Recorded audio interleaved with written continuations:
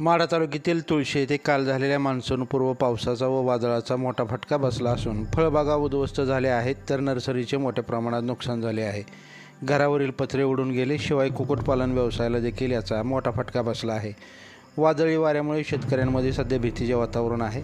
आज सकाळी सोलापूर जिल्हा परिषदेचे समाज कल्याणचे माजी सभापती शिवाजी कांबळे यांनी नुकसान झालेल्या भागाची पाहणी करत नुकसानीचे पंचनामा करण्याची विनंती संबंधित विभागाच्या अधिकाऱ्यांकडे फोनवरून केली।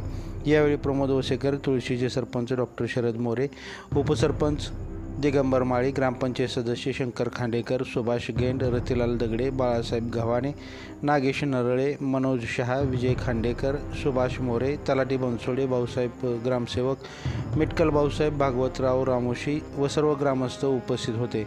नुकसानग्रस्तांच्या भावना शासनापर्यंत पोहोचवतो असे अभिवचन सभापती शिवाजी कांबळे यांनी तुळशी ग्रामस्थांना दिले।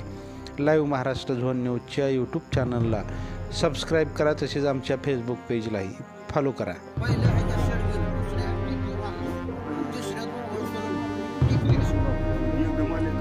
दुसऱ्या